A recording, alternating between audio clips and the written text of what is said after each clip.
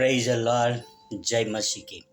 भाई और बहन और मित्रों, परमेश्वर के अनुग्रह के लिए बहुत ही बहुत धन्यवाद करता हूँ कि जीवित परमेश्वर ने मुझे बोलने के लिए तो शब्द दिए हैं ताकि वो शब्द को मैं आपके सामने रजू कर सकूं। और आज का मेरा विषय है मूर्ति क्या है, व्हाट इज आइडल। और मूर्ति के सामर्थी नाम क्या है और प्रकार के। मूर्ति सामर्थी नाम है यानी पर्यायवाची, प्रतिरूप, आकृति, स्वरूप और शक्ल। और मूर्ति किन किन चीजों से बनाई जाती है? लकड़े, मट्टी, पत्थर, लोहे, सोना, चांदी यानी ठोस पदार्थों से मूर्ति बनाई जाती है। और मूर्ति कभी मनुष्य पानी से भी बनाने के प्रयास किया है, पर उस पानी को बर्फ बना के और उस बर्फ में से मूर्ति बनाने का प्रयास किया है। कभी घी में बनाने का प्रयत्न किया है, पर वो घी को भी ठोस बना के मनुष्य ने मूर्त यानी मूर्ति बनाया है। यानी मूर्ति किसकी बनाई जाती है?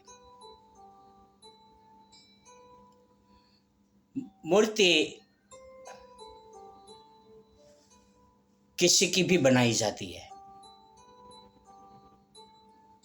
यानी मनुष्य की, प्राणी की, पक्षी की और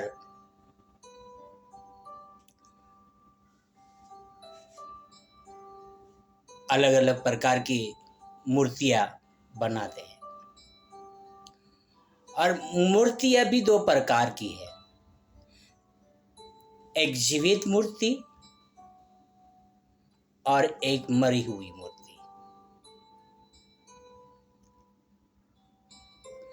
जीवित मूर्ति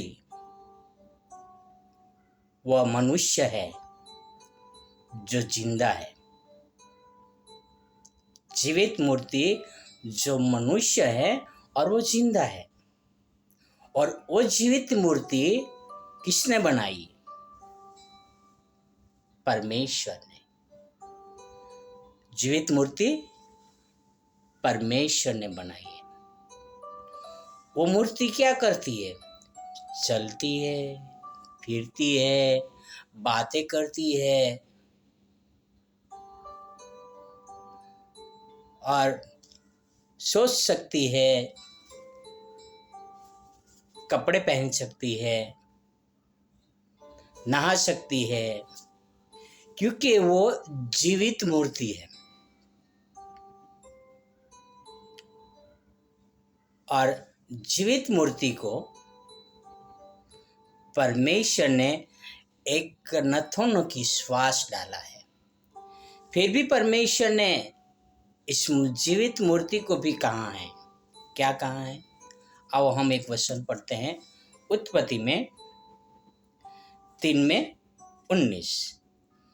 और अपने माथे के पसीने की रोटी खाया करेगा और अंत में मिट्टी में मिल जाएगा, क्योंकि तू उसी में से निकाला गया है। तू मिट्टी तो है और मिट्टी ही में फिर मिल जाएगा। Praise the Lord. मनुष्य अपनी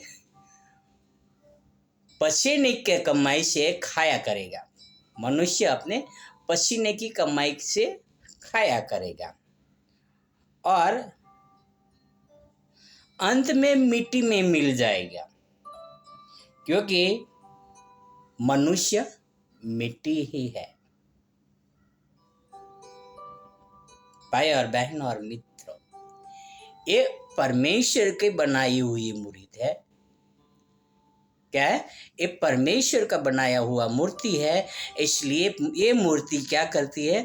चलती है, फिरती है, नाचती है, गाती है, खाती है, प्रार्थना करती है, सब कुछ करती है। ये मूर्ति को डॉक्टर के पास लेके जाते हैं। जब बीमार होते हैं तो थोड़ा कुछ दवाई वगैरह डॉक्टर देकर उसको इलाज करने का प्रयत्न करते हैं, पर ये मूर्ति के अंदर जब श्वास चली जाती है तो कोई डॉक्टर यानी कोई मनुष्य पैदा नहीं हुआ कि इस मूर्ति के अंदर प्राण डाल सके, क्योंकि ये किसकी मूर्ति है? परमेश्वर की बनाई हुई मूर्ति। ये जो है यानी मनुष्य जो है वो परमेश्वर का बनाया हुआ मूर्ति है। और हम बात करेंगे मनुष्य की बनाई हुई मूर्ति। मनुष्य अक्सर क्या करते हैं?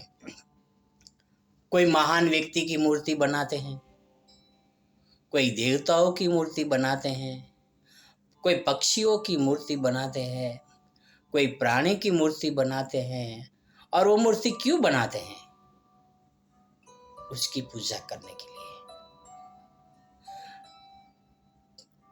है ना खास बात कि वो जब मूर्ति बनाते हैं उसके बाद उसके अंदर प्राण प्रतिष्ठा यानी उनके अंदर प्राण प्रतिष्ठा डालते हैं।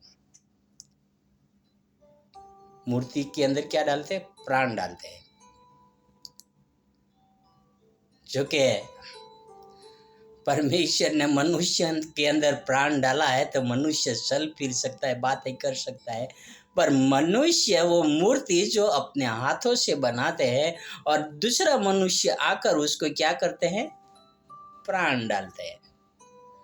फिर भी वो मूर्त वहां से हिलती नहीं है। उनके कपड़े पहनाए हुए रहते हैं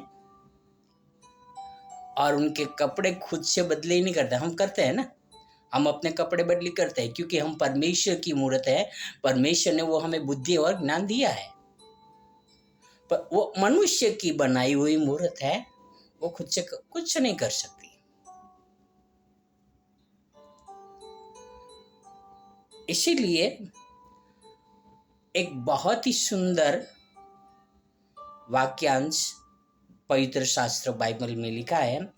हबक्कुक की किताब में हम जाएंगे, अध्याय 2 आयत है, कलम है 18 और 19। यहाँ पर लिखा है, खुदी हुई मूर्त में क्या लाभ? क्या लिखा है? खुदी हुई मूर्त में क्या लाभ? देखकर बनाने वाले ने उसे खोदा है, यानी देखकर बनाने वाले ने उसे खोदा है। फिर झूठ सिखाने वाले और ढली हुई मूर्त में क्या लाभ? जो झूठ सिखाने वाले और ढली हुई मूर्त से क्या लाभ? और आगे क्या लिखा है? देखकर ढालने वाले ने उस पर इतना भरोसा रखा है कि ना बोलने वाली और निकम्मी मूर्त बनाए। कि उसने इतना भरोसा रखा कि वो मूर्त बोल नहीं सकती और नहीं कुछ वो सिखा सकती। हाय उस पर जो काट से कहता है जाक, उसके सामने ढंढेरा पीटता है और उसको उठाते हैं और कहते हैं जाग। और आगे क्या लिखा है? आई उस पर जो काठ से कहता है जाग, या अब्बुल पत्थर से कि उठ, क्या वह सिखाएगा? देखो, वह सोने चांदी में मटा हुआ है, परंतु उसमें जीवन नहीं है। भाई और बहन और मित्रों, बहुत सारे लोग सुबह जाके क्या करते हैं, वहां पर जाके म्यूजिक बजाते हैं और कहते हैं कि जाग और उठ।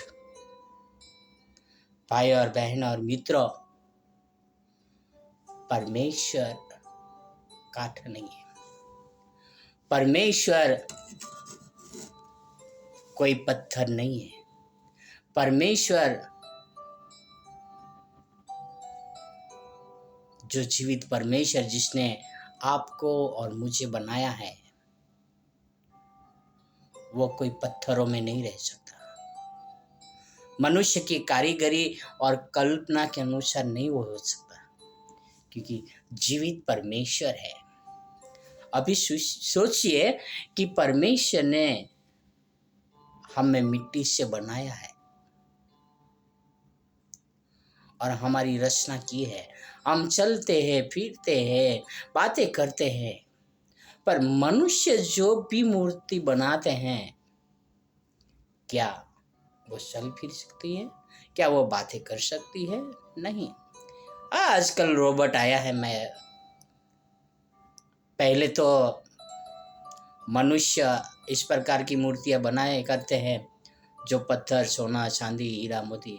एक समय आएगा कि मनुष्य उस प्रकार का रोबोट बनाएगा जो वो बोलेगा, बातें करेगा, क्योंकि उनके अंदर एक चिप डाला जाएगा। पर हमारा परमेश्वर रोबोट नहीं है, और वो जीवित परमेश्वर है। वह हाथ के बनाए हुए मूर्त में नहीं रहता, हाथ के बनाए हुए मंदिर में नहीं रहता। भाई और बहन और मित्रों, हम आज बात किया कि मूर्त क्या है। मूर्त एक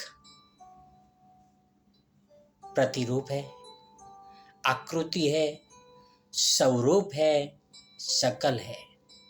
वो किसी का भी हो सकता है, पर परमेश्वर का नहीं, क्योंकि परमेश्वर को किसी ने देखा नहीं है और उसका मूर्त कोई बना नहीं सकता। अब हम उस अंधों के लिए प्रार्थना करें जो पत्थरों में परमेश्वर को ढूंढते हैं, ताकि वो